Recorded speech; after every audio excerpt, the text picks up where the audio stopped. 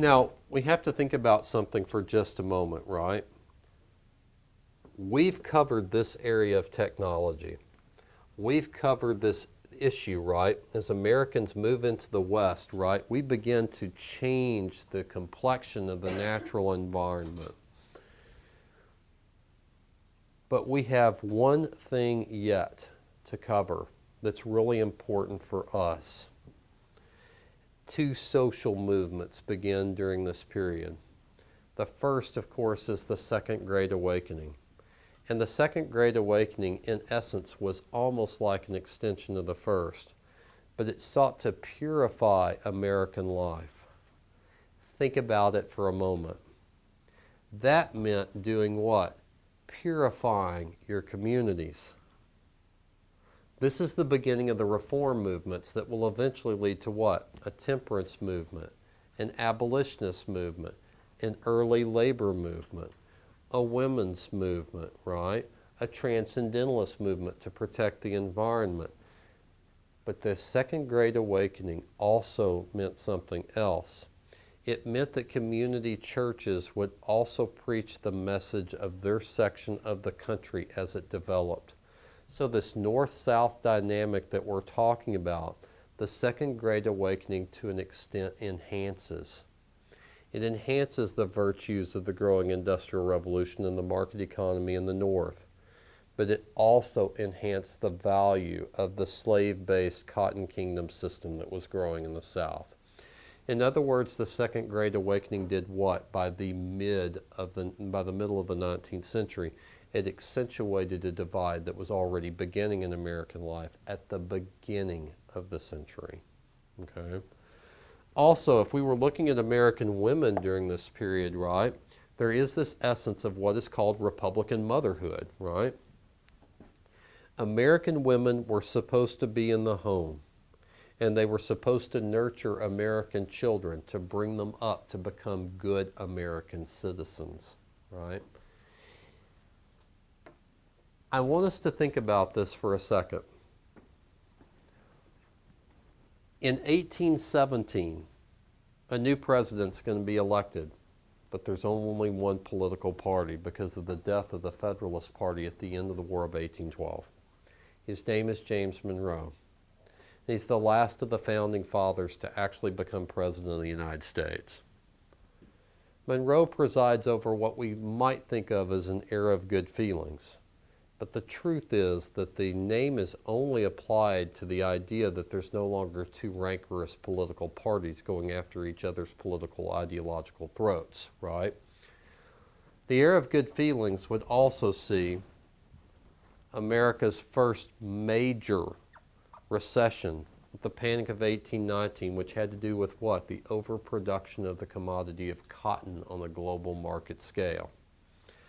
The Panic of 1819 also meant that the Second National Bank, which was rechartered as a part of the American system in 1816, many Americans saw that the banking system did not help them during this financial crisis by doing what? Injecting money back into the economy in 1819 and into 1820. Therefore, Americans who lost their farms in 1820 began to move to places like Texas, which was actually giving away land through land grants under impresarios like Stephen F. Austin, for example. Settlers moved further into the West, right, to try to find small plots of land to restart their farming ventures. The Panic of 1819 led Westerners to become distrustful of banks. Andrew Jackson in the early 1830s becomes their champion in his war against the Second National Bank because of what happens in the Panic of 1819.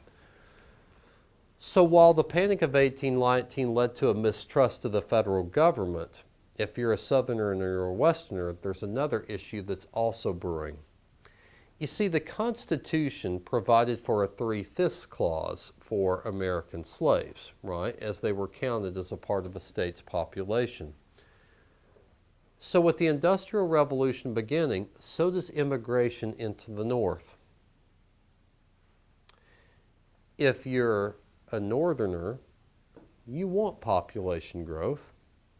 If you're a Southerner, you want population expansion, geographical expansion. The question of Missouri coming into the Union now becomes important. Why? Because every state has 2 U.S. senators. In 1820, Missouri applied for admission as a, sorry, in 1819, Missouri applied for admission as a slave state. This would upset the balance of free and slave states.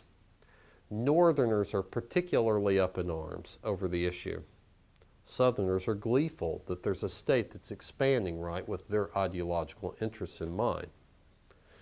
Now all of a sudden, the country is faced with its first roadblock over the question of slavery. Should slavery expand into the territories that were brought into the country by the Louisiana Purchase in the West? Can a compromise be reached that will prevent a civil war in the 1820s? Ultimately, Henry Clay fashions that compromise, and what happens is this. A compromise line is drawn all the way to the Pacific Ocean from the northern border of the state of Missouri. That meant that slavery could not appear north of that line. Just like the Northwest Ordinance of 1787, we had done what a second time? We had drawn a north-south dynamic boundary for the institution of slavery and its growth. Now, eventually, the northern state of Maine comes in from land owned or claimed by the state of Massachusetts, and that gives us a free and slave state balance. But it doesn't really answer the question that the Civil War ultimately will answer, and that's the question of whether or not slavery can be allowed to continually expand as America moves and expands into the West, to the Pacific Ocean. So, this is not, in other words, an era of good feelings, right? We have to think about something else, right? The Panic of 1819, the fear of America, the power of the federal government, and the mistrust of America's national banking system. The continued desire for American growth into the West and the growth of the American Cotton Kingdom, particularly into the West. The issue over free and slave states coming into the country, right? And the expansion of American politics in terms of dividing the country over the issue. By 1824 gives us one of the most divisive elections in American history. Because there's only one political party, 4 candidates run to receive the presidency in 1824.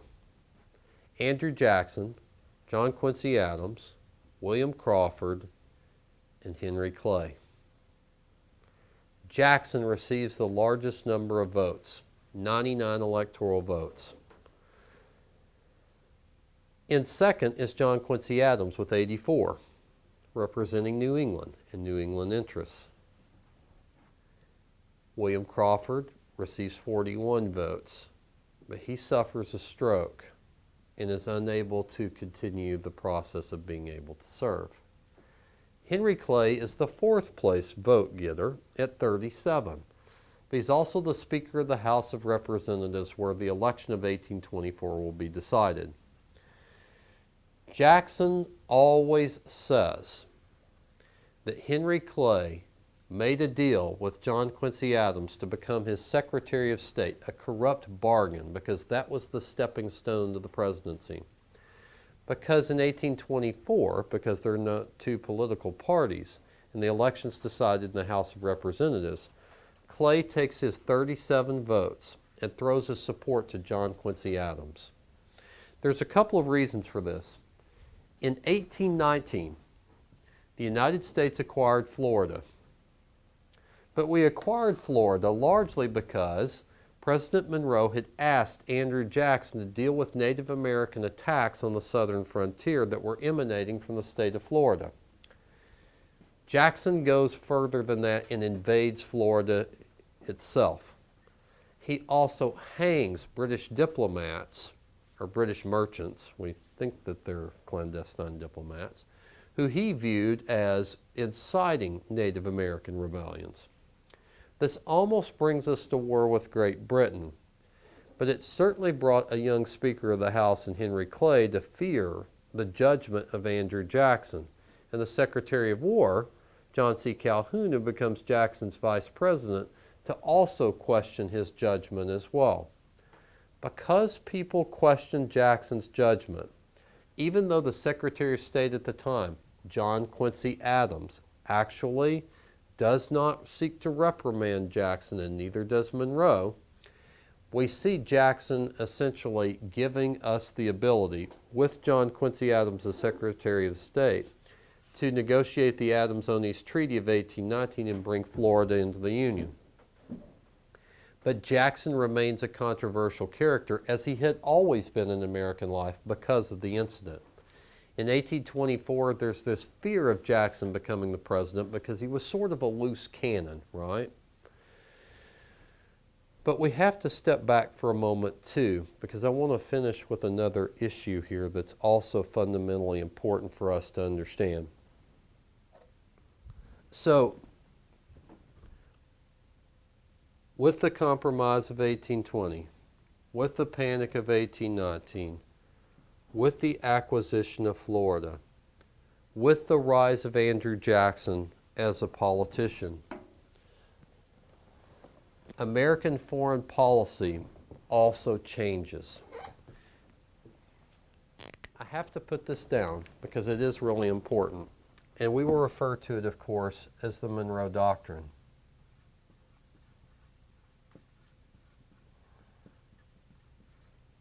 Actually, it's written by John Quincy Adams, and we could put the Monroe Doctrine actually here if we wish to do so, and we'll do that.